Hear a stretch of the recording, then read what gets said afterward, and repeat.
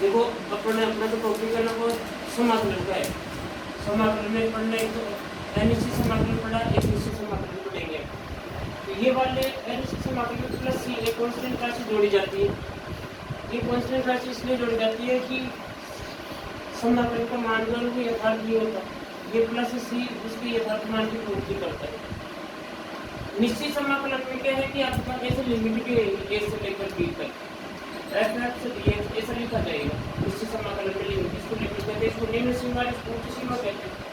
Suppose तो इस f का समाकलन कैपिटल F से यदि मान लो है ना, तो ये लिमिट a से b यहाँ इस राशि पर स्थानांतरित करेंगे। पहले तो उच्च सीमा, उसके बाद में निम्न सीमा। जैसे पहले वो b को लिखेंगे x की जगह से, इसका मतलब ये होता है f माइनस f a ऐसे लिखते हैं, ठीक है ना।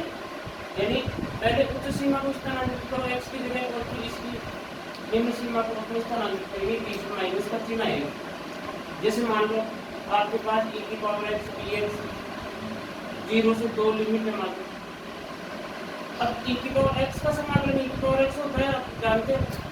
तो इस लिमिट को ऐसे यूज करना है 0 से 2। पहले 2 लिखेंगे e स्क्वायर माइनस e की घात 0, पहले 2 लिखेंगे फिर 0 लिखेंगे, e की घात 0 का कितना होता है 1 होता है, तो इसका आंसर ये हो जाएगा e स्क्वायर माइनस 1। लेकिन चूंकि इसमें से 6 नंबर का प्रश्न बनता है, तो ये जो लिमिट अपन में जो एलसी समाकलन पढ़े उसी प्रकार से सारे को हल करके जो लास्ट में आंसर आता है उसमें पहले उच्च सीमा लिखनी है आपको, x की जगह फिर निम्न सीमा लिखनी है, बीच में माइनस करना है। लेकिन इसके लिए देखो पहले अपन प्रथम सिद्धांत पढ़ेंगे। प्रथम सिद्धांत ये 6 नंबर का है। प्रथम सिद्धांत से समाकलन, इसको योगफल की सीमा का रूप भी कहते हैं, ध्यान दो। प्रथम सिद्धांत भी कह सकते हैं, ध्यान रखना आपकी किताब में योगफल की सीमा का रूप है ना, योगफल की सीमा। और अगर मान लो बोर्ड में प्रथम सिद्धांत लिखा हुआ आएगा तो भी आप इसी से करेंगे। जैसे मान लो इसमें क्या ऐसे सूत्र होता है, a से b को लिमिट f(x) dx क्या से देखना लिमिट s टेंड्स टू 0, ठीक है। फिर f आएगा बाहर, फिर ऐसे f a plus f a plus h और f a plus 2h plus f a plus 3h plus 2 ऐसे आएगा f a plus f minus 1h। इसका सूत्र है। इस सूत्र में अपने पास अपने क्या करना है, इस सूत्र में देखो f एक बार इनका मान लेते हैं f a a plus h a plus 2h a plus 3h, उन सभी स्थितियों का मान को रखना पड़ेगा। लेकिन कुछ चीजें ऐसी है जैसे मान लो अब बोलो 1 प्लस 2 प्लस 3 दो ऐसे प्राकृत संख्याओं का योगफल का सूत्र n प्लस 1 बटा 2 आपने पढ़ा नहीं। और प्राकृत संख्याओं के वर्गों का योगफल क्या होता है, प्राकृत संख्या के n प्लस 1 2n प्लस 1 बटा 6। और आपने ये भी पढ़ा देखो प्राकृत संख्याओं के दोनों का क्यूब, ऐसे दो और ये n क्यूब आ जाएगा, तो ऐसे n प्लस 1 बटा 2 पर क्या आ जाएगा होल स्क्वायर आएगा। तो ये क्या है कि जब अपने इस प्रथम सिद्धांत से ऐसे सूत्र को लिखेंगे तो उनमें बीच बीच में इस प्रकार की स्टेप बन जाएगी, ठीक है। अब इनमें के जो अंतिम पद n होता है और अपने पास जो स्टेप बढ़ेगी ना उसका अंतिम पद ये रहेगा। अंतिम पद हमेशा n-1 रहेगा। ये देखो सूत्र में n-1 है। अभी n-1 होने की वजह से इसकी जगह n-1 लिखवा, मतलब क्या है ये तो n-1 या भी n-1 तो n ही हो जाएगा, यानी ये सूत्र ऐसे चेंज हो जाएगा। तो ये इस प्रकार से n ये वाला तो बन जाएगा n पहला n-1 बटा 2। दूसरे में मान लिखेंगे तो ये ऐसे पड़ेगा n-1 तो n-1 बटा 6। दूसरा सूत्र ऐसे चेंज हो जाएगा। तीसरे में अपन मान लिखेंगे तो n-1 बटा 2 पूरे का होल ऐसे चेंज हो जाएगा। यानी ये अपन पढ़ चुके हैं इसके वजन की सूत्र है, लेकिन अपने सवाल में इसका अंतिम पद n-1 होने की वजह से अपने को ये लिखना है। जैसे मैं आपको एग्जांपल देता हूँ 1 प्लस 2 प्लस 3 ऐसे आ जाएगा n-1। तो फिर इसका आंसर n माइनस 1 बटा 2 लिखना पड़ेगा आपको। ठीक है, इसकी जगह ये वाली स्टेप पड़ेगी ऐसे करने के लिए, तो ये लिखना पड़ेगा आपके पास 1 का स्क्वायर और 2 का स्क्वायर और 3 का स्क्वायर डॉट डॉट ऐसे n माइनस 1 पड़ेगी, तो इसके लिए n माइनस 1 और 2n माइनस 1 बटा 6 ये लिखना पड़ेगा। 1 का क्यूब प्लस 2 का क्यूब प्लस 3 का cube plus dot dot n minus 1 का क्यूब, सॉरी यहाँ पे स्क्वायर भी आएगा है। तो इसका सूत्र ऐसे n माइनस 1 बटा 2 का होल स्क्वायर ऐसे लिखना है, ऐसे करना। लेकिन कुछ चीज़ें आपने और भी पढ़ी, जैसे सीमाओं के बारे में आपने पढ़ा कि आपके पास अगर लिमिट x टेंड्स टू 0 और sin x बटा x का मान ध्यान रखना 1 होता है, आपके पास limit x tends to 0 cos x का मान भी 1 होता है।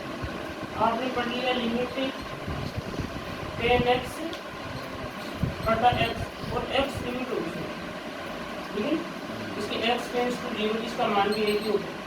आपने ये भी पढ़ा limit x tends to 0 e की पावर x माइनस 1 बटा x इसका मान भी 1 ही होता है। Limit x tends to 0 x बटा e की पावर x माइनस 1 का मान भी 1 ही होता है। ये एक बहुत सारे सूत्र का ये मेन ये है, इसमें मैं ऐसा इसलिए से करूँ कभी कभी क्या e की पावर x मॉडल में क्या ऐसा सवाल बन जाता है कैसा इस तरह का, जैसे ये रूप बन गया, अब इसका मान है तो बढ़ाना पड़ता है, जैसे इसका इनकी विशेषता ये है कि इनका थीटा समान होना चाहिए जब ही सूत्र लागू होगा।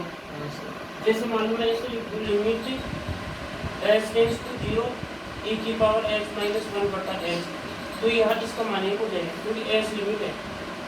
ठीक है, क्लियर हो नियम से अपना ऐसा मैंने आपको सिखाया, ऊपर वाले को ऊपर आउटलाइन कर दो, नीचे वाले को नीचे, अभी लिमिट लगाओ ये रहेगा।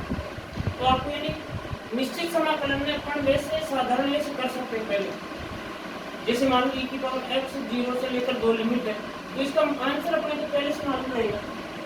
कैसे भाई आपके पास जैसे मान लो आप इसका समाकलन कर लो 9 से और लिमिट को लगा दो 2 से ये 0 e पर माइनस 1, इसका उत्तर यही आना चाहिए, इसी ऊपर किसी मध्य रूप में करेगा।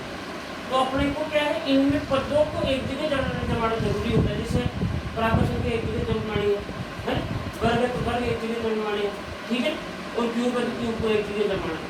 कोई ऐसी स्टेप बनती है तो उसका मान एक लिखो, ये बात आप ध्यान रखें। और इसकी सबसे बड़ी जो विशेषता होती है इसमें क्या आपको एक लास्ट में NH बनाना पड़ेगा, स्टेप को NH बनाना पड़ेगा, ध्यान रखना ये इम्पोर्टेंट बात है। NH का मान b माइनस a होता है, ठीक है, आगे तो b माइनस a ऐसे लिखेंगे इसको b माइनस a, ठीक है, NH का मान। जैसे इस वाले सवाल में NH कितना हो गया तो माइनस 0 हो गया, वो नहीं तो ये 2 हो जाएगा, तो इसमें 2 में से b में से 1 को घटा दो, ये 2 ही तो है, तो ये NH अपने को लास्ट में इसको बनाना पड़ेगा, इससे 0 मान रखना पड़ेगा। और इस सूत्र का ध्यान रखना है लिमिट s टेंड्स टू 0 आ जाएगा और इस प्रकार चलती रहेगी। अगर मान लो किसमें s टेंड्स टू 0 ऐसे पहुंच करो, s का मान 0 होता है, में n बराबर कितना हो जाएगा b माइनस a बटा h ही तो होगा, तो n बराबर b माइनस a बटा 0 बराबर अनंत। जब h बराबर 0 की लिमिट तो n बराबर अनंत होगी, ठीक है, ये चीजें आपको ध्यान रखनी है और इसमें 6 नंबर का प्रश्न आने की आवश्यकता है ज़्यादा, यानी संभावना ज़्यादा है। जैसे मान लो अब सबसे बड़ी विशेषता निश्चित समाकलन अपन पढ़ेंगे तो इसको प्लस c नहीं लिखेंगे, पहले c नहीं होता, निश्चित समाकलन को अनिश्चित समाकलन के जैसे पूरा करना है और लास्ट में आपको लिमिट लगानी है, ठीक है। दूसरी बात ये वाला जो सूत्र है ये आपको ध्यान रखना पड़ेगा, योगफल की सीमा का रूप भी कह सकते हैं, इसको प्रथम सिद्धांत भी कह सकते हैं, ठीक है ना।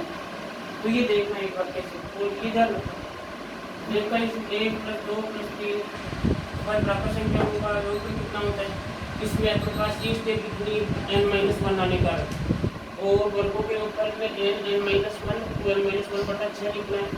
अगर मान लो प्राकृत संख्याओं के गणों का लिखना तो n-1 के कारण सूत्र चेंज हो जाता है, जहाँ जहाँ प्लस आता है वहाँ माइनस आ जाएगा। और हमेशा स्टेपों को इस रूप में 1 2 3 नंबर है ऐसे बनाने की कोशिश करेंगे, e की पावर x मॉडल में सब को इस तरह को बन जाता है, जैसे ये वाला सूत्र दो को उसका प्रयोग करेंगे, उसका मान एक बनाने की कोशिश करेंगे। जैसे यहाँ तो x है लेकिन यहाँ नहीं, तो पूरा तो x ऊपर नीचे गुणा करना पड़ेगा थीटा समान करने के लिए। ये चीजें आपको ध्यान रखना। tan x का मान आप पहले निकालेंगे और फिर लिखेंगे, इजी है ये, ठीक है।